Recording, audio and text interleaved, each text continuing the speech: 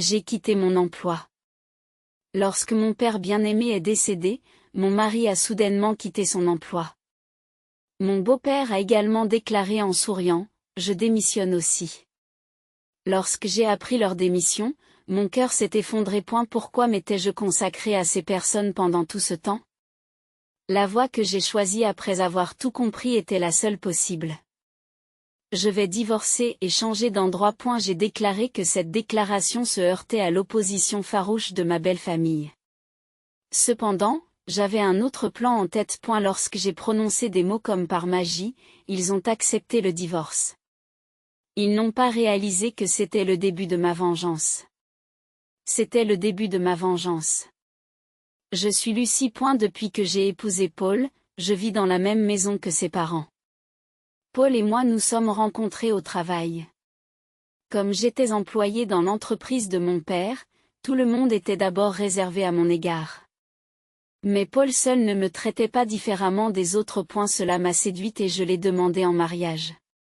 Mon père, qui m'a élevée seul après le décès de ma mère à un jeune âge, était ravi de notre mariage. Mais quoi, vivre ensemble? Bien sûr, je suis le fils aîné. S'il est vrai que Paul était le seul fils, ses parents avaient encore une cinquantaine d'années. Mon beau-père était très actif, et il n'était pas nécessaire de s'occuper d'eux.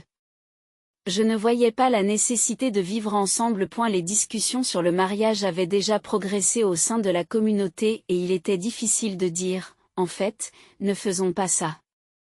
J'ai fini par accepter de vivre avec eux. D'autant plus que je ne voulais pas décevoir mon père, qui était sincèrement heureux de notre mariage.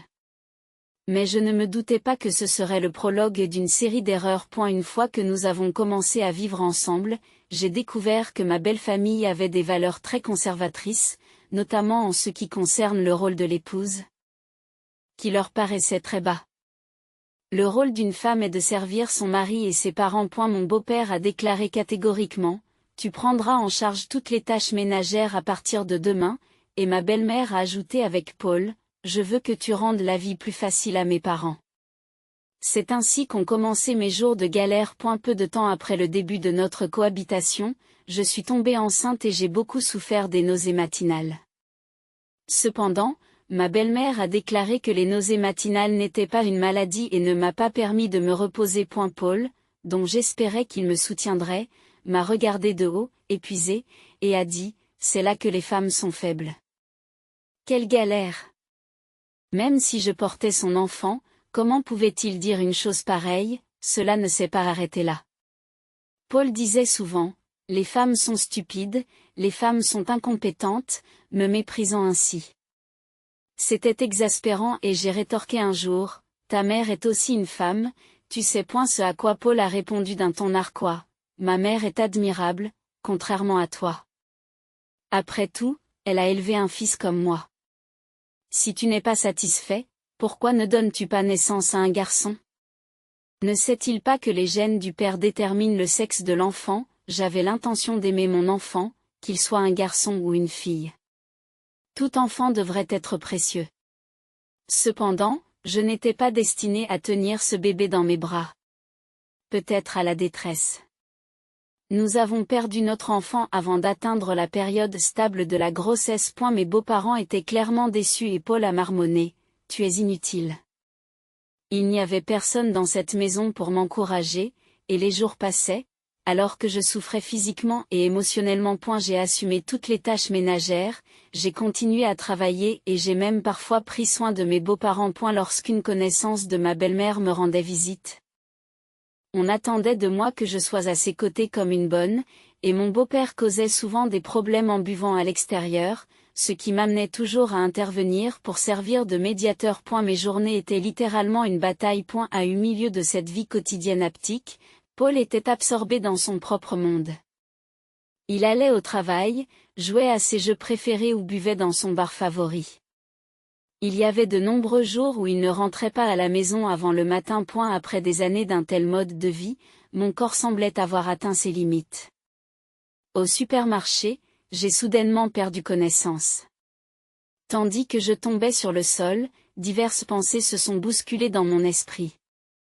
De tous les temps, Maintenant. On m'a emmené à l'hôpital en ambulance et le diagnostic a été celui du surmenage. Comme d'habitude, mes beaux-parents ne se souciaient pas du tout de moi.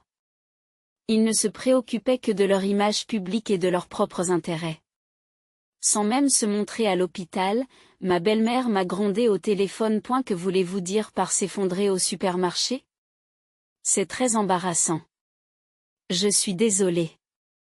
Pourras-tu assister à la réunion de l'association de quartier dont tu as dit que tu t'occuperais? À la demande de ma belle-mère, j'avais pris un congé payé pour la réunion de l'association de quartier d'aujourd'hui, mais je ne m'attendais pas à ce que les choses tournent ainsi. Je n'aurais jamais pensé qu'elle dirait une telle chose dans ces circonstances. Je suis actuellement sous perfusion, il me sera donc impossible d'y assister. Qu'est-ce que tu veux dire? Trouve un moyen d'y assister. J'ai prévu de regarder un film avec mes amis. Rien que pour ça. Même si c'est ce que je pensais, je n'avais pas la force d'argumenter. Il restait 1 heure avant la fin de la perfusion. Si je me dépêchais, je pourrais peut-être arriver à temps. J'ai compris. Lorsque j'ai raccroché le téléphone, la voix de ma belle-mère semblait satisfaite. 1 heure plus tard, je me suis précipitée à la maison. Après avoir participé à la réunion de la communauté, je suis revenue pour trouver mon beau-père qui attendait à l'entrée. Comment peux-tu être en retard? Tu devais m'accompagner à l'hôpital aujourd'hui. Ah oui, je me souviens. Nous avions convenu que je m'occuperais des rendez-vous de mes beaux-parents le jour où je prendrais mes congés payés. Je suis désolée, mais prenez un taxi aujourd'hui. J'étais tellement épuisée que j'avais juste envie de dormir. Tu n'avais pas promis de m'emmener aussi? Paul est apparu en disant que je me souvenais qu'il avait parlé d'une soirée arrosée avec des amis ce soir. Il semble qu'il ait pris une demi-journée de congé et qu'il soit rentré chez lui. Et si c'était le cas, j'aurais préféré qu'il emmène son père. Je ne suis pas en état de conduire aujourd'hui. Paul a répondu par un rire à ma faible déclaration. Tu devrais être énergique puisque tu as eu une perfusion. Vous n'avez pas pu avoir d'enfant, alors travaillez au moins. C'est-à-dire que même si j'expliquais que je me suis effondrée à cause du surmenage, il ne comprendrait pas. C'est une perte de temps de payer un taxi. Vous n'avez pas tenu votre promesse, vous devez donc payer. Mon beau-père ne faisait que manifester sa colère. Dans cette situation, si je ne faisais pas avancer les choses, ce problème reviendrait sans cesse à l'avenir. J'ai perdu mes forces, j'ai conduit la voiture et j'ai emmené mon beau-père de l'hôpital à notre domicile, puis Paul à son événement. À mon arrivée, les amis de Paul, dont quelques jeunes femmes séduisantes, s'étaient déjà rassemblés. Je me suis sentie un peu mal à l'aise. Paul a souri joyeusement et m'a légèrement tapoté l'épaule. Vous voyez, si vous y mettez du vôtre, vous pouvez tout faire. Cependant, j'ai eu l'impression que cet effort était mal placé. Quoi qu'il en soit, la tâche était accomplie. J'ai perdu l'énergie de répondre à Paul et j'étais sur le point de démarrer la voiture lorsque j'ai entendu une voix venant de l'extérieur. Elle est moche, non? C'est plus une femme de ménage qu'une femme. Les rires fusent. Paul ne m'avait jamais présenté à ses amis. Le mariage avait été reporté à la grossesse et le restait. Je n'avais jamais imaginé qu'on me traiterait ainsi alors que j'étais souffrante et sans maquillage.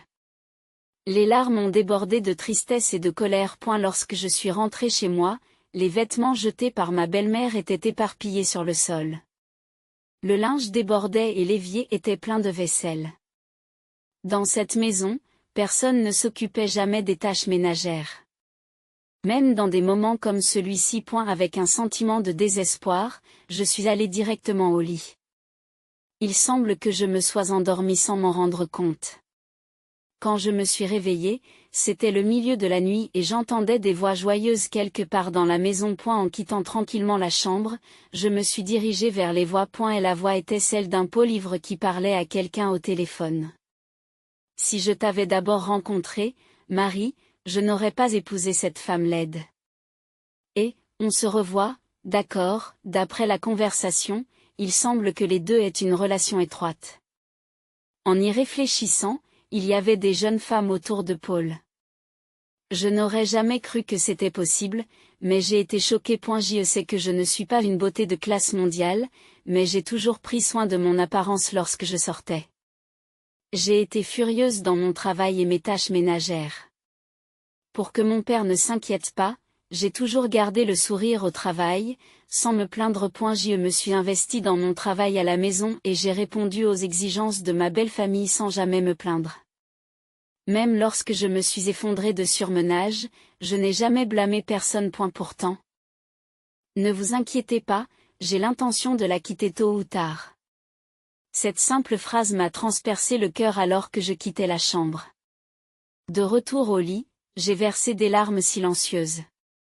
Je ne savais plus quel effort aurait été suffisant. Je n'avais jamais connu une telle douleur et une telle tristesse. C'est dans cet état d'esprit que j'ai affronté le lendemain matin, mais d'autres mauvaises nouvelles m'attendaient. Quoi? Pas du tout. Tôt dans la matinée, j'ai reçu un appel de Monsieur Reed, un proche associé de mon père. Le connaissant depuis mon enfance, il était comme un oncle pour moi. Restez calme, s'il vous plaît. Le président, votre père, est décédé dans un accident. Je suis restée figée, incapable de faire quoi que ce soit. Sentant que quelque chose n'allait pas, Paul m'a pris le téléphone et a appris la nouvelle de la mort de mon père. Il a immédiatement réagi et m'a emmenée d'urgence à l'hôpital. Je me souviens à peine de ce qui s'est passé par la suite. En voyant le visage de mon père, j'ai dû accepter la réalité, mais mes émotions n'ont pas pu suivre. Après les funérailles, un avocat m'a rendu visite et m'a informé, en tant que fille unique, que j'avais hérité de lui 2 millions de dollars et d'un appartement dans une tour. Honnêtement, j'aurais préféré que mon père soit en vie plutôt que d'avoir cette richesse. Dès au retour dans la maison familiale, j'ai trié les affaires de mon père et ses collègues de longue date lui ont rendu visite, lui prodiguant des mots d'encouragement. Si vous avez besoin de quoi que ce soit, n'hésitez pas à demander. Tu es comme notre fille. Ayant souvent visité le lieu de travail de mon père depuis que je suis jeune et sans mère, ils m'ont traité comme une famille. Je vous remercie. C'est tout ce que j'ai pu dire d'une voix tremblante. Parmi les affaires de mon père, j'ai trouvé un journal intime. La plupart des pages étaient vierges, à l'image du caractère affairé de mon père. Et seules de brèves notes y étaient inscrites. Cependant, il y avait une date détaillée dans le journal. C'était le jour de mon mariage. Lucie quitte la maison pour commencer une nouvelle vie. C'est là que s'exprime la compassion chaleureuse de mon père. À la fin de l'article, ses souhaits les plus profonds pour mon avenir sont inscrits. J'espère qu'elle trouvera le bonheur et qu'elle aura toujours le sourire. C'est mon seul souhait. Je sentais la froideur de mon cœur se réchauffer peu à peu. Je voulais chérir ma famille comme le faisait mon père et construire un foyer chaleureux. J'ai décidé d'avoir à nouveau une relation sérieuse avec Paul. J'étais sûre que tout irait bien, avec le journal de mon père en main, lorsque je reviendrai dans la maison de mes beaux-parents. Ce qui m'accueillit après une longue absence fut une déclaration incroyable. J'ai quitté mon travail. Paul a dit cela avec un sourire, comme si de rien n'était. J'ai été choquée et je suis restée bouche bée. Mon beau-père a également déclaré avec un sourire, moi aussi, j'ai quitté mon travail. Pourquoi faire une chose pareille? Alors que je regardais leur visage, sans comprendre, ma belle-mère a apporté un gâteau. Aujourd'hui, c'est la fête. Une célébration de quoi? J'étais encore en deuil et ce n'était pas une situation à fêter. Bien sûr, c'est pour célébrer le décès de votre père. Confus et déconcerté, Paul s'explique. As-tu déjà réfléchi à la raison pour laquelle j'ai épousé quelqu'un d'aussi simple que toi? C'était pour la richesse de ton père. Cela s'est terminé plus vite que je ne le pensais. Paul et mon beau-père mangeaient joyeusement du gâteau. J'avais l'impression que le monde perdait peu à peu ses couleurs. Jusqu'à présent, je croyais qu'il y avait du bonheur, même dans les difficultés. J'avais tort. Dès le début. Ils en avaient après les biens de mon père. Bien que tu sois une femme incompétente qui ne peut pas avoir d'enfant. Nous avons décidé de te garder ici pour les biens de ton père. Les paroles arrogantes de ma belle-mère m'ont rendu malade. Tu es vieille maintenant et tu serais sans espoir si on te jetait dehors, n'est-ce pas? Alors, nous te gardons dans la maison. Déclara Paul sans me regarder. En contrepartie, tu dois t'occuper de la maison. Mon beau-père répéta sa demande. Ma main qui tenait le journal tremblait. Cela suffit. Laissant ces mots derrière moi, je me suis enfui de la maison de mon beau-père. Une fois dehors, mon téléphone a sonné. Bonjour. Je n'ai pas pu retenir mes larmes et j'ai tout confié à la personne au téléphone. D'accord, je suis contente d'avoir tout préparé. Après avoir tout écouté, la personne au bout du fil m'a répondu. 3 jours plus tard, je suis retournée chez ma belle famille. Je tenais dans ma main un document de divorce. Lorsque j'ai présenté les papiers du divorce à Paul, son visage s'est déformé. Qu'est-ce que tu racontes? Je ne peux pas accepter notre divorce. Bien sûr, sa réticence n'était pas due à l'amour qu'il me portait, mais au fait qu'il perdrait ses biens si je partais. Tu n'as pas le choix. Je suis déjà au courant de votre liaison. Lorsque j'ai présenté plusieurs photos, Paul ne savait plus où donner de la tête. Les photos montraient Paul en train d'avoir des relations intimes avec Marie. Quelle femme ingrate. Après toute cette éducation, tu nous remercies en nous trahissant?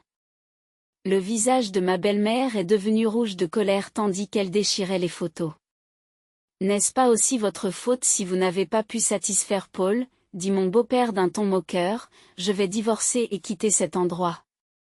À ma déclaration, Paul a immédiatement rétorqué. Je n'accepterai jamais de divorcer. Il semblait que cette famille n'avait pas l'intention de se défaire de mes biens. C'est ce que j'avais prévu. Si tu me cèdes l'appartement, je reconsidérerai peut-être la question. Dit Paul avec un sourire en coin, j'ai été étonné par son audace. Puisque nous sommes de la même famille, il est normal que tu renonces à l'appartement. Si je peux obtenir cela, j'accepterai le divorce. Cependant, j'avais déjà connaissance d'un fait qui m'a permis d'accepter leur proposition. Paul et mes beaux-parents ont été étonnés par ces conditions inédites. Très bien, je suis d'accord. Peu de temps après, notre divorce était prononcé. Excités, peut-être. Paul et mes beaux-parents ont immédiatement commencé à préparer le déménagement. Le lendemain, ils ont eux-mêmes emménagé dans l'appartement de la tour. Ils avaient tous beaucoup de temps, car aucun d'entre eux n'avait d'emploi. Il semble qu'ils aient voulu agir rapidement avant que je ne change d'avis. Après avoir vendu leur maison, ils se sont lancés dans une nouvelle vie dans la nouvelle résidence. Cependant, le lendemain, j'ai reçu un appel frénétique et furieux de Paul. À quoi pensais-tu en nous donnant cet appartement en hauteur? Qu'est-ce qui ne va pas? J'ai répondu calmement. Le cri de Paul a résonné dans mon oreille lorsque je suis allé saluer les voisins. Le vice-président était là. Ah oui, c'est vrai. Non seulement ça, mais le directeur exécutif habite de l'autre côté de notre chambre. Oui, et à côté se trouve ma nouvelle chambre. Alors que j'expliquais joyeusement la situation, Paul grommelait de frustration. Je n'ai pas été mis au courant.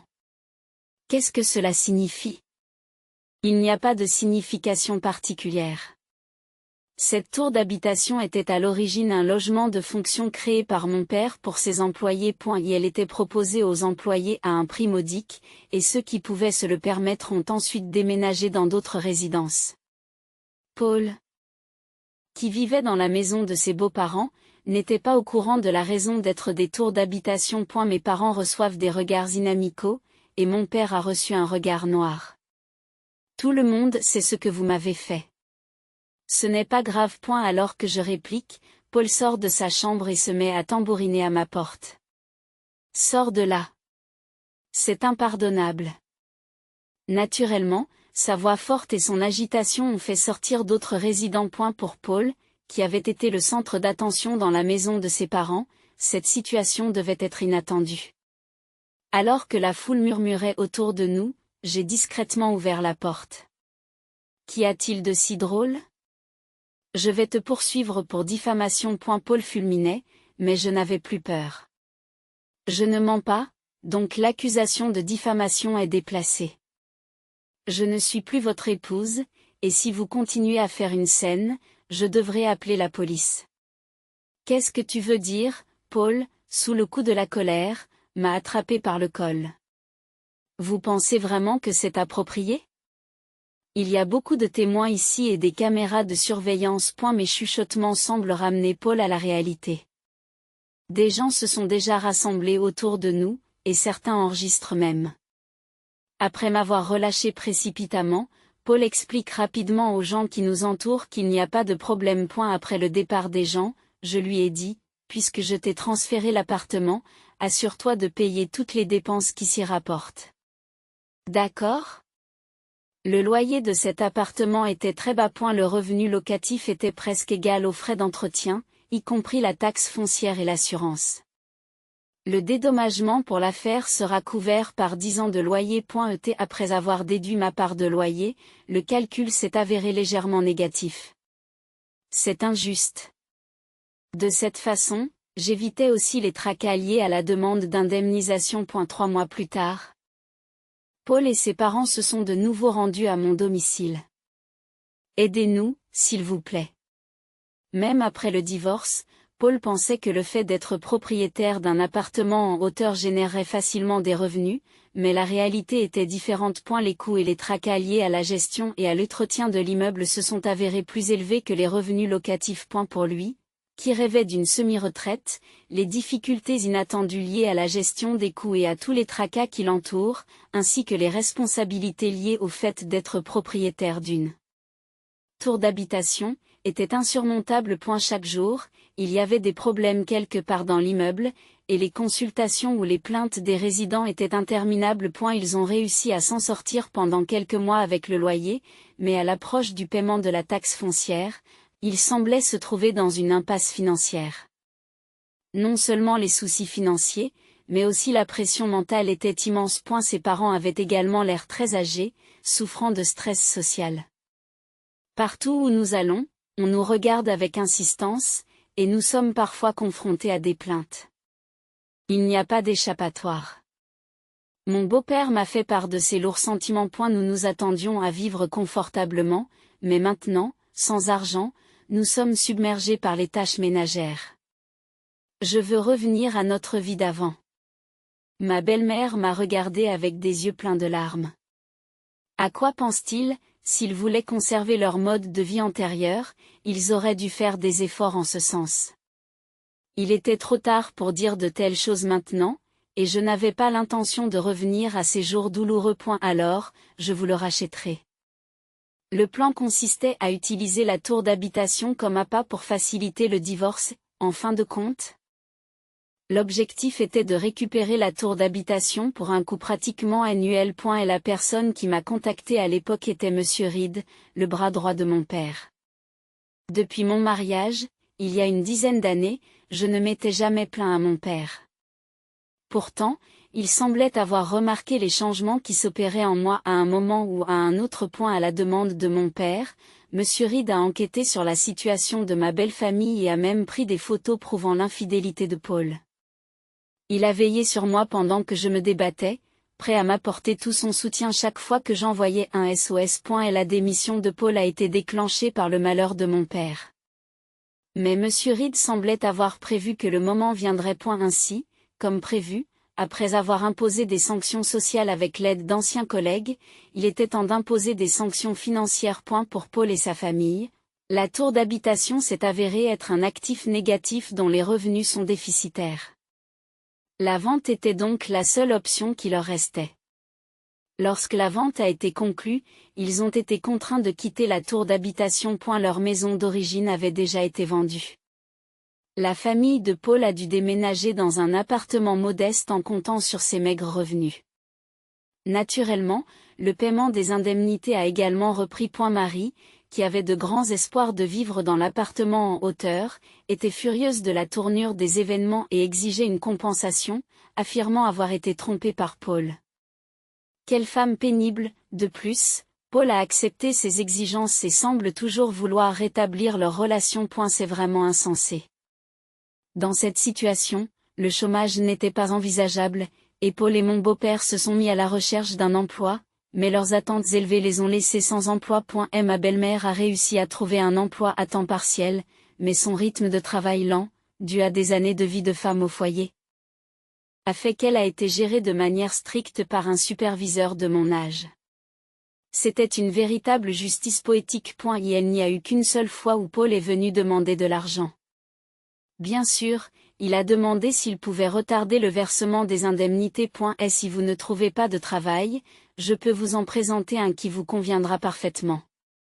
Le travail que j'avais préparé pour eux était dans les services de nettoyage. C'est un travail difficile mais bien rémunéré. Plus le travail est difficile, plus le salaire est élevé. J'ai chuchoté à Paul, qui hésitait, que si tu prenais les choses au sérieux, tu pourrais faire n'importe quoi. Je lui ai renvoyé les mêmes mots qu'il avait utilisés pour se moquer de moi. Aujourd'hui, Paul et mon beau-père exercent ce métier. On dit que le travail de nettoyage a un effet purificateur sur l'âme, alors je pense que c'est parfait pour eux. Je continue à travailler dans l'entreprise de mon père. Aujourd'hui, en tant que fille du président, je ne bénéficie d'aucun traitement de faveur, mais je me sens établie en tant que membre de l'entreprise. Je pense que c'est le résultat de mes années de dur labeur. Aujourd'hui, l'appartement de la Tour est toujours utilisé comme logement de fonction. Et je reçois des mots de gratitude de la part de nombreuses personnes. Cette gratitude est ma plus grande joie. J'ai l'intention de continuer à vivre de manière à apporter de la joie aux autres. Après tout, c'est la clé du bonheur que mon père m'a enseigné.